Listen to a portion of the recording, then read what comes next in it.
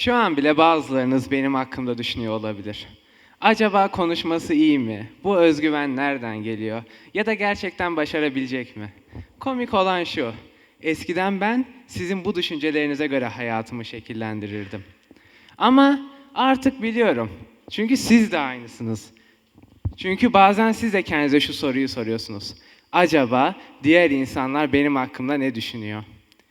Aslında ironik bir şey bu. Çünkü hepimiz diğerlerinin bizi düşündüğüne çok eminiz. Ama aslında hiç kimse birbirini düşünmüyor. Herkes sadece kendini düşünüyor. Ama zihnimizde insanlar bize o kadar odaklı ki, bizle o kadar ilgililer ki, nasıl yürüdüğümüz, nasıl konuştuğumuz, nasıl güldüğümüz, hatta nasıl var olduğumuz bile onlar için yargılanmaya değer bir şey. Ben Fehmi. Bu duyguyu çok iyi biliyorum. Bugün size kendi tutulmamı nasıl bulup yok ettiğimden bahsedeceğim. Eskiden 6 veya 7. sınıfa kadar ben insanların sessiz çocuk dediği çocuktum. Sessiz, sakin, hiç kimseyle münakaşaya girmeyen, çok konuşmayan. Ama olay şu, ben konuşmuyor değildim. Sadece konuşamıyordum. Konuşmaktan çok korkuyordum. Çünkü söylediğim sözlerden sonra birinin alınması beni çok korkutuyordu. Birinin bana soru sorması beni mahvediyordu. Ve bu yüzden kendimce bir strateji belirlemiştim. Konuşmadan önce o konuşmayı kafamda planlıyordum. Bazen bir kere, bazen 5 kere bu provaları yapıyordum ve konuşmaya öyle başlıyordum. Ama ne yazık ki ben bu provaları yaparken zaman durmuyordu. Söyleyeceğim şeyin vakti geçiyor, ben de susmak zorunda kalıyordum. Sessizlik, yargılanmaktan daha güvenli geliyor değil mi? Çok rahat, çok profesyonel, kendinizi çok rahat hissedeceğiniz bir pozisyon. Ama zamanla anladım ki hiç alakası yok.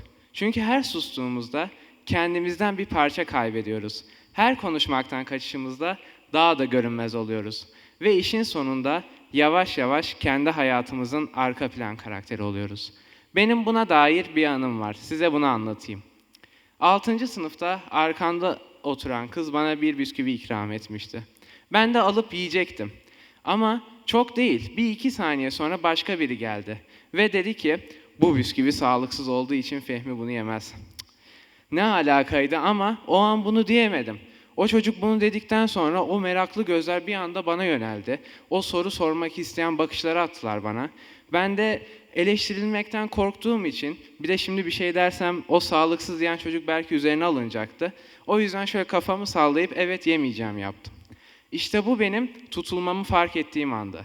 Ben başkalarının düşünceleri için kendi hayatımdan vazgeçiyordum. Bu çok kötü bir şeydi. Evet bunu fark ettim. Sonra beklemeye başladım. Yardım için. Başka biri daha fark etsin istedim. Çünkü kendi başıma ben bunu nasıl çözecektim ki? Bekledim. Ailem, arkadaşlarım, öğretmenlerim ama hiçbiri bunu fark etmedi. Ne oluyordu ya? Ateşim çıktığında benden önce anlayan ailem nasıl bu olayı fark etmiyordu? Çok sinir olmuştum. Ama cevap basitti.